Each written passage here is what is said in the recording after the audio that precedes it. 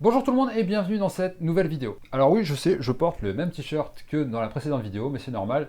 Je suis dans un bon mood aujourd'hui et j'ai décidé du coup d'enchaîner les vidéos. Et je me suis dit que rien de mieux que pour commencer cette nouvelle année, repartir sur de bonnes bases et puis surtout voir si ces fameuses bases étaient bien acquises. En plus, je suis sûr qu'il y en a plein qui pour Noël ont eu leur premier appareil photo et du coup cette vidéo est faite pour vous. Donc si vous nous rejoignez sur cette chaîne, n'hésitez pas à vous abonner et à activer la petite cloche de notification pour les prochaines vidéos. En tout cas, aujourd'hui, on va parler d'un sujet que j'aborde dans quasiment chacune de mes vidéos, et à chaque fois, je le dis et je le répète, c'est pour moi la base de la photo. C'est bien entendu ce fameux triangle d'exposition. Et c'est vraiment, pour moi, le truc qu'il faut bien avoir ancré dans sa tête. Parce que malheureusement, et moi aussi le premier, là, quand j'ai eu il y a 15 ans maintenant, mon premier appareil photo, mon premier réflexe, ben voilà, j'avais pas compris comment ça marchait, ce fameux triangle, donc du coup, je faisais des photos en mode automatique, et franchement, avoir un réflexe pour faire des photos en mode automatique, autant laisser tomber et continuer à faire des photos au smartphone. Mais vous allez voir, ce fameux triangle d'exposition, en fait, c'est vraiment tout simple. Et une fois que vous avez compris comment ça marche, c'est là où vraiment toutes les possibilités vont pouvoir s'offrir à vous. Une fois que vous avez capté comment ça marche, vous avez compris le principe pour exposer correctement vos photos, là, vous pouvez commencer à vous lâcher et là, vous pouvez commencer à laisser s'exprimer tout votre côté artistique. Alors ce triangle, forcément, vous l'avez compris, il y a 3 critères qu'il va falloir prendre en compte. Alors, il n'y a pas d'ordre bien défini, mais je vais commencer par les ISO qui sont gérés par votre boîtier. Donc les ISO, par exemple, ça va vous permettre de compenser un petit peu le manque de luminosité que vous pouvez avoir. Et donc vous avez demandé à votre géré de faire ce qu'on appelle une montée en ISO et qui va permettre un petit peu de compenser ce manque de luminosité. Malheureusement, plus on va monter en ISO, plus on risque d'avoir sur ces photos ce qu'on appelle du grain, du bruit. Et même si les derniers boîtiers maintenant gèrent très bien les montées en ISO, à partir d'un certain moment, voilà, quand ce grain, quand ce bruit est trop présent sur la photo, votre photo devient inexploitable.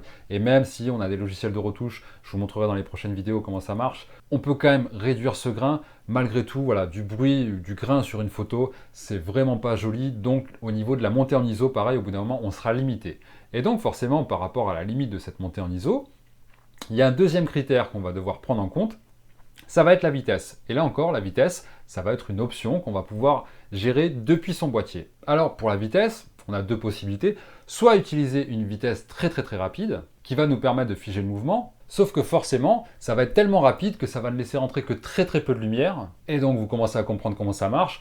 Moins on fait rentrer de lumière, plus on va devoir compenser avec les 2 autres critères. Et à l'inverse, quand on veut utiliser une vitesse relativement basse, là forcément on va laisser rentrer beaucoup de lumière. Et donc encore une fois, ça y est, vous commencez à comprendre, pour limiter cette entrée de lumière, eh bien encore une fois, on va devoir compenser avec le reste. Maintenant, on va s'attaquer au 3e et dernier critère, qui lui par contre dépendra de votre objectif. Et ça va être l'ouverture du diaphragme, qu'on retrouve écrite sur les objectifs par la notion F de point, la suite. Et donc je vous invite à aller voir les vidéos où je présente moi un petit peu mon setup photo, et vous verrez qu'il y a des objectifs qu'on va appeler des objectifs lumineux, qui vont avoir des grandes ouvertures, donc f 1.4, 1.8, et à l'inverse des objectifs beaucoup moins lumineux, souvent les objectifs qu'on trouve dans les kits de base, qui vont ouvrir à 3.5 ou même 5.6 ou f8, et donc là forcément l'entrée de lumière. Donc ça y est, vous commencez un petit peu à comprendre comment ça marche. On va donner un exemple tout simple.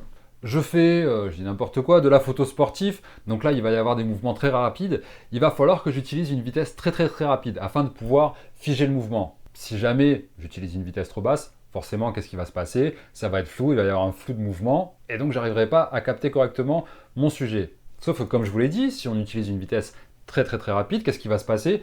Seulement très peu de lumière pourront rentrer dans votre boîtier, donc il va falloir compenser avec les ISO. Mais là encore, les ISO, comme je vous l'ai dit, ils ont une certaine limite, donc ça, à vous de faire des essais, à vous de voir un petit peu comment votre boîtier gère la montée en ISO. Mais sachez-le, voilà, dès qu'il y a du grain, dès qu'il y a du bruit, ça peut être très moche. Je vous mettrai une photo en exemple de ce qu'est une photo bruitée. Et donc on revient à notre exemple, la vitesse est très rapide, on a réussi à bien figer le mouvement. On va dire qu'on a un vieux boîtier, donc on n'est pas montré très haut dans les ISO. Et qu'est-ce qui se passe? Votre photo est encore sous-exposée. Et donc là, ça y est, ça commence à rentrer, vous commencez à capter. Qu'est-ce qu'il va falloir changer? Le 3e critère qui est l'ouverture du diaphragme. Et là, qu'est-ce qu'on va faire? On va essayer de se mettre en pleine ouverture. Alors, je dis ça pour l'exemple, hein, mais après, ce sera à vous de juger. Mais en tout cas, sachez que quand vous allez agrandir l'ouverture de votre diaphragme, eh bien, vous laisserez rentrer beaucoup plus de lumière. Et enfin, pour un dernier exemple, je vous invite à aller voir le tuto que j'ai fait sur les pauses longues, où là, à l'inverse, on va vouloir utiliser une vitesse très très basse, mais on va le faire en pleine journée, et donc vous allez voir qu'il va falloir un petit peu gérer. Et je vous le montre dans la première partie de la vidéo, comment ça se passe quand on n'a pas de filtre, tout quoi, qu'est-ce qui va se passer, quels critères il va falloir changer. Et là, vous allez voir, vous allez très très vite comprendre que si on n'a pas compris que, voilà, tout dépendait de ces trois choses pour exposer correctement une photo, vous ne pourrez pas aller plus loin dans les dites techniques de photo. Donc voilà, ça paraît tout simple comme ça, et ça l'est, mais c'est vraiment quelque chose qu'il faut que vous ayez bien ancré dans votre tête, et à partir de là, une fois que c'est compris, vous aurez la réponse à tous vos problèmes. Si vous voyez que votre photo est surexposée, vous allez de suite comprendre pourquoi, et surtout vous allez de suite comprendre qu'est-ce qu'il va falloir gérer par rapport à ça. Pareil, par rapport à l'ouverture du diaphragme, si vous avez besoin d'agrandir un petit peu la zone d'honnêteté, donc forcément vous allez devoir réduire l'ouverture du diaphragme, et bien maintenant vous saurez que vous pourrez le gérer soit par les ISO, soit par la vitesse. Donc voilà, je vous invite maintenant à mettre tout ça en pratique.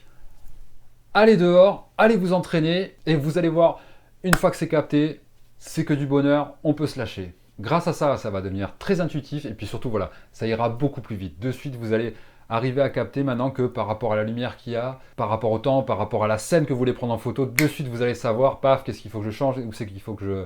quelle vitesse je dois utiliser, tout ça, et vous allez voir, vous allez gagner un temps fou, et puis surtout, voilà, vous allez pouvoir commencer à vous lâcher un petit peu, à pouvoir vous éclater sans vous prendre la tête, et voilà, tout ça, ça va devenir intuitif, mais vraiment, voilà, je voulais vraiment commencer l'année par ça, parce que je vous le dis, je l'ai répété dans toutes mes vidéos, c'est vraiment la base de la base, mais une fois que c'est capté, vous pouvez commencer à vous éclater.